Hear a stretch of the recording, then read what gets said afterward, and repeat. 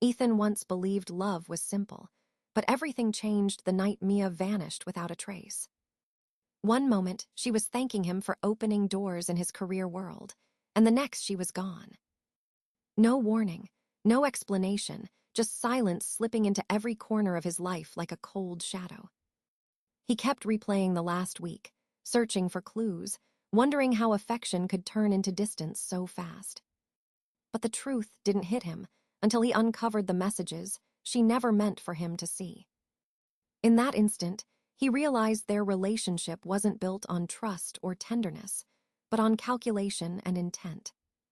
And the shock of that discovery would change the way he saw love, loyalty, and himself forever.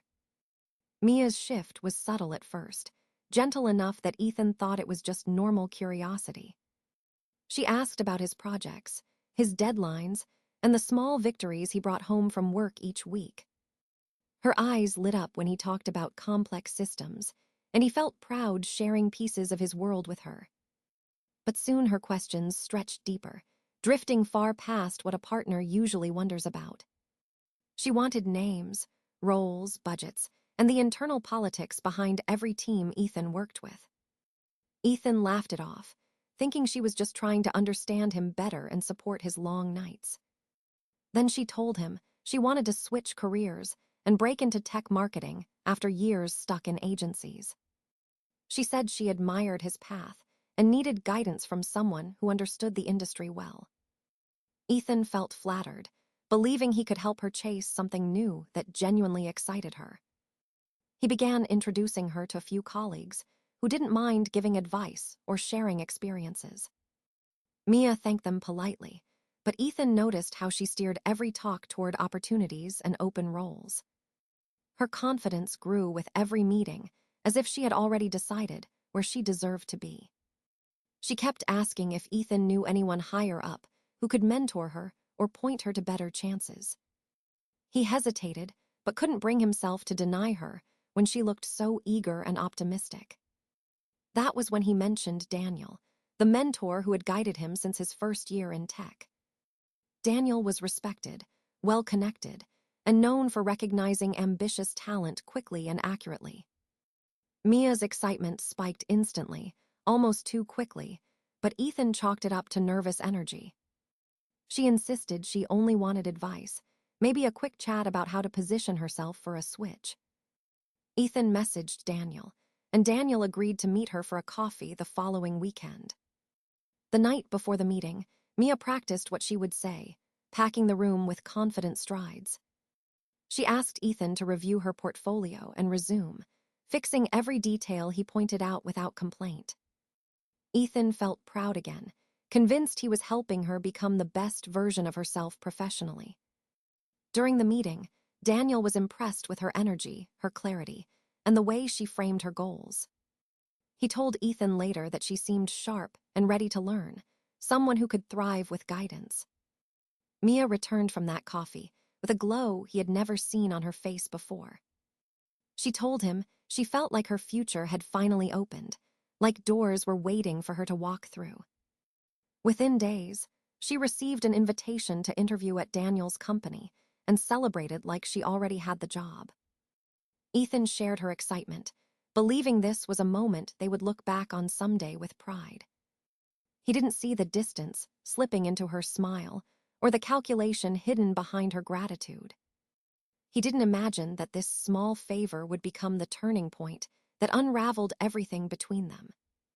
For Ethan, it was just support, just love, just a partner helping another. For Mia, it was the beginning of a plan she had been shaping long before Ethan ever suspected a thing. Mia received the job offer on a Wednesday morning, and Ethan remembered how her voice shook with excitement. She rushed to his place with a bottle of cheap champagne and celebrated like everything they built was shared. She hugged him tightly, thanking him for believing in her and opening doors she could never reach alone. Ethan felt proud, relieved, and hopeful that this milestone would bring them even closer as a couple. That evening, she crafted a polished LinkedIn post publicly thanking Ethan and Daniel for their guidance. The post sounded warm, gracious, and professional, exactly the kind of tone people admire online. Ethan liked the post without any idea that it would be the last thing he saw from her publicly. Because the next morning, when he woke up, her messages no longer appeared on his phone. Her profile photo on Instagram disappeared, replaced by the default blank silhouette he barely recognized. Every attempt to call her failed, going straight to voicemail with a cold finality he didn't expect. He checked his apps one by one and watched each attempt return the same sharp rejection. Messages unsent, calls blocked, tags removed, connections severed across every corner of his digital world. Ethan stared at the screen, convinced it was a mistake or a glitch or something temporary. He messaged her email, then her work inbox, then a mutual friend who hadn't heard from her either. Hours passed with no explanation, no reasoning, no closure from the person he had loved for months. It wasn't heartbreak yet, just confusion so sharp it made him doubt his own memory of their relationship. Ethan retraced the last week, the last dinner, the way she kissed him goodbye as if nothing was wrong. He wondered if he missed a sign, a sentence, a shift in her tone that should have warned him sooner. But his confusion turned into dread when he remembered the open laptop she left on his counter one night. She had gone to shower, and he glanced at the screen only to see a message thread already pulled up. He hadn't meant to read it, but the words stared back at him like a betrayal he wasn't prepared to face. Her friend had congratulated her for using the right guy to get to the right mentor at the right time. And Mia responded with a laughing emoji, followed by a line that stung deeper than anything else. She wrote that once she secured the job offer, she would cut it clean and start fresh without baggage. Ethan remembered closing the laptop quickly, convincing himself he misread it or misunderstood the tone. He told himself Mia would never say something so cold about someone she claimed to care about. But now, with every door to her locked and every platform blocked, the message made brutal sense. Ethan sat on his couch, feeling the final piece of truth slot into place with crushing clarity. He realized that love was what kept her close, and commitment wasn't what she wanted from him. He had been a bridge, a connection, a convenient path toward the mentor she admired far more than him. He felt anger, but underneath, it was a grief so deep, it left him unable to move or speak for minutes. He knew Daniel deserved to know, because he was the one Mia had ultimately targeted from the start. With shaking hands, Ethan gathered the screenshots he once tried to forget and sent them to Daniel. It wasn't revenge, and it wasn't desperation. It was the only honest thing left he could do. As he hit send, he felt the weight of 8 months collapse into a silence that finally made sense. Daniel called Ethan the next morning with a tone that was calm, but carried an unmistakable edge. He said he had read every screenshot, every message, every line that revealed Mia's intentions clearly. He assured Ethan that he had done nothing wrong, and that honesty mattered more than uncomfortable truths. Daniel explained that he would forward the evidence to the company's CEO, a man known for strict ethics. Ethan felt a mix of relief and dread, uncertain how the situation would unfold once it reached higher levels. Daniel told him the company valued integrity above talent and would not ignore something this serious. Within an hour, Derek, the CEO, requested an urgent meeting with the HR director and the hearing team. They reviewed the screenshots carefully, verifying timelines and making sure the context was accurate. The consensus was clear. They needed to confront Mia before she stepped foot into her first official workday. She received an unexpected call asking her to come in early for a pre-employment compliance discussion. Mia arrived confidently, carrying a new tote bag and wearing the excited smile of someone starting fresh. But the moment she entered the conference room and saw the documents on the table, her expression cracked. HR asked her to read the printed messages and confirm whether they were authentic or fabricated. Mia tried to laugh it off, claiming everything was taken out of context and exaggerated by jealous friends. But the messages were too explicit, too deliberate, too consistent to dismiss with a casual excuse. Derek asked her directly why she targeted a mentor using a personal relationship as leverage. Her voice shook as she insisted it wasn't manipulation, just ambition misinterpreted in the worst way. The room stayed silent for a long moment before HR explained the consequences of her actions. If she wanted to keep the job, she would need to sign a behavioral agreement and accept a probation period. 3 months of strict performance monitoring, limited access to internal networks, and mandatory ethics training. It wasn't an offer. It was the only option available if she wanted to start her career there at all. Mia's jaw tightened as she signed the paper, each stroke of the pen filled with humiliation and resentment. The moment she walked out of the building, she dialed a number using a private, unregistered line. When Ethan picked up, he heard fury dripping from every word she forced through clenched teeth. She accused him of betrayal, claimed he had ruined her life, and yelled that he couldn't stand her success.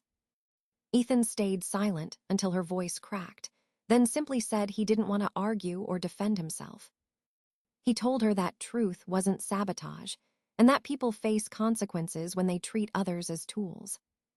Mia screamed that he would regret this, and hung up before he could respond or finish his sentence. For hours afterward, Ethan sat alone wondering how someone he loved could turn into a stranger so fast. But he knew deep down that Daniel had deserved transparency, and that silence would have been complicity. He replayed the call in his mind, not with guilt, but with a weary acceptance of how far things had unraveled.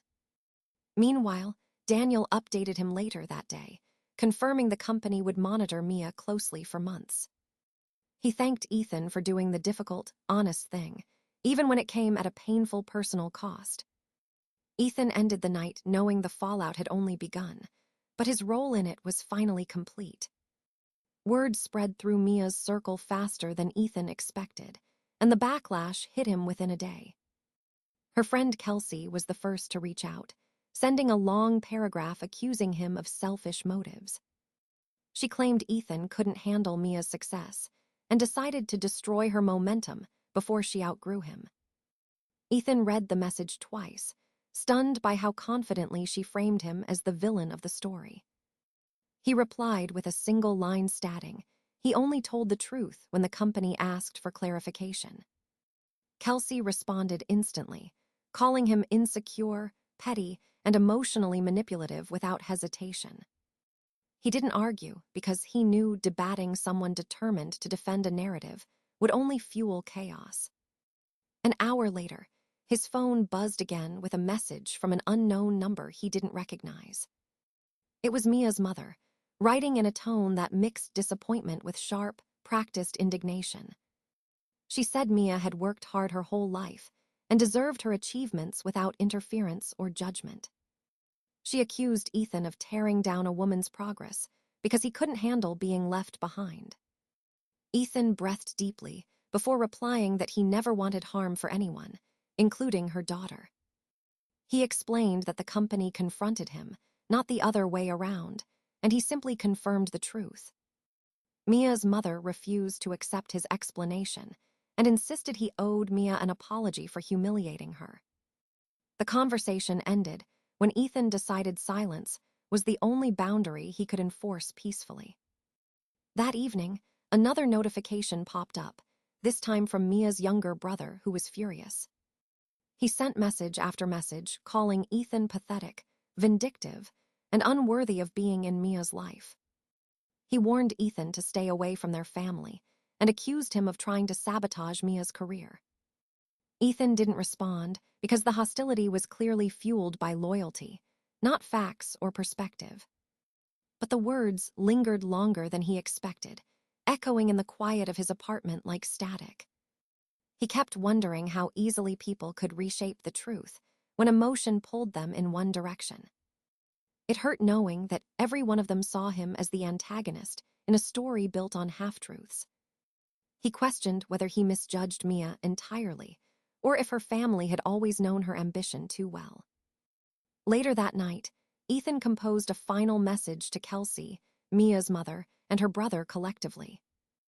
He wrote that he wished no harm on any of them and that he simply protected himself with honesty. He told them he would not engage further and hoped they eventually learned the full context of the events. He ended the note with a quiet request to stop contacting him because he needed peace to move forward. After sending it, he turned off his phone and sat alone with the weight of their anger still pressing on him. The silence that followed felt heavy but necessary, a small barrier between him and the storm around Mia. Ethan finally realized that no matter what he said or how he clarified, he would remain the villain to her side. He understood they weren't defending truth. They were defending the version of Mia they wanted to believe in.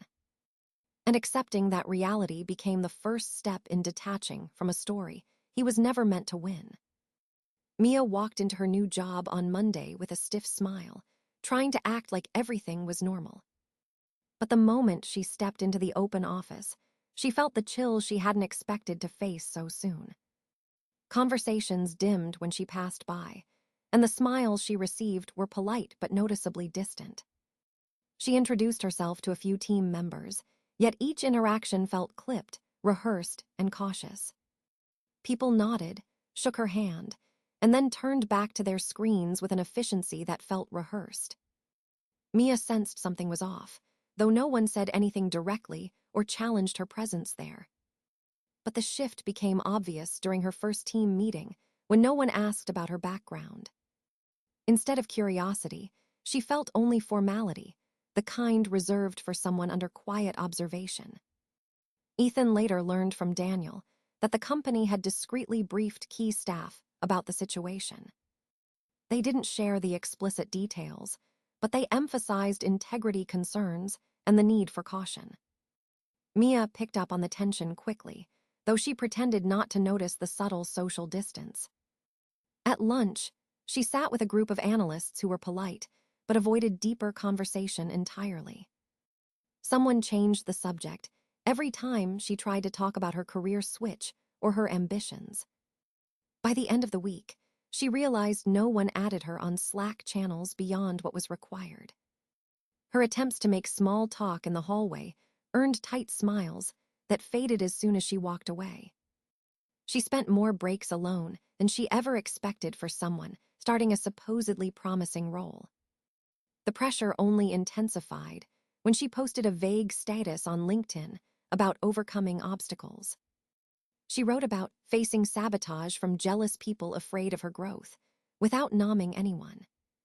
The post gathered likes from her old connections, but earned a very different reaction at the company. A senior manager commented beneath it with a single line, emphasizing the importance of accountability. Another director added a reminder that professional growth requires transparency and ethical conduct. Mia deleted the post an hour later, but the reactions circulated internally and deepened the scrutiny.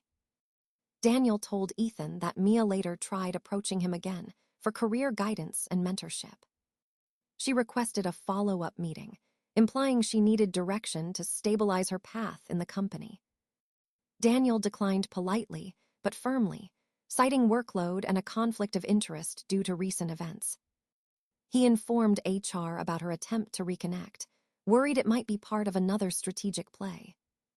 HR reminded Mia of her probation terms and warned her to avoid actions that could be misinterpreted. From that point on, she avoided Daniel completely, though her frustration simmered just beneath the surface. Colleagues noticed the tension, adding it to the list of reasons they kept their professional distance. Mia began pouring her frustration into long late-night emails, outlining ideas no one asked for. Most were ignored politely, while a few were acknowledged with brief, neutral responses. Her work was competent, but overshadowed by the whispered reputation she carried into every meeting. People collaborated with her because they had to, not because they trusted her judgment or motives. By the end of her second month, Mia realized she hadn't formed a single meaningful connection at work. Every handshake felt guarded, every conversation wrapped in caution, every opportunity filtered through doubt. The job she fought for, planned for, and gambled her relationship for had become a lonely, hollow victory. And the network she once coveted now felt like a maze built from walls she helped create herself. 6 weeks passed before Ethan realized he was finally breathing without waiting for the next wave of chaos. The apartment felt quieter, not empty, just free of the tension that had lived there during the last months. He spent evenings journaling, sorting through the emotions he had ignored while trying to stay strong. Therapy helped him understand that betrayal cuts deeper when it's gradual and wrapped in affection. His therapist told him that being used creates a wound built from confusion more than heartbreak itself. Ethan carried that thought with him as he rebuilt small routines that once brought him comfort. He met friends for coffee again, laughed without forcing it, and returned to hobbies he had abandoned. His parents visited one weekend and brought warmth that filled the quiet spaces he hadn't acknowledged. They reminded him he was loved, grounded, and worthy of more than conditional affection disguised as care. His closest friends echoed the same reassurance, telling him they saw the signs long before he did. Ethan didn't blame himself for missing them. Love often hides the angles where intentions turn sharp. But with every conversation, he felt the fog lift and the weight of self-doubt slowly loosen its grip. He stopped replaying Mia's words at night and started recognizing the patterns she had woven carefully. He admitted to himself that the real pain wasn't the breakup, but the realization he had been a stepping stone. Mia, meanwhile, completed her probation without any major incident, but the damage followed her everywhere. Her team respected her work but never trusted her, treating her as someone who might twist a situation. She showed up early, worked late, and pushed herself to prove she belonged in the role she fought for.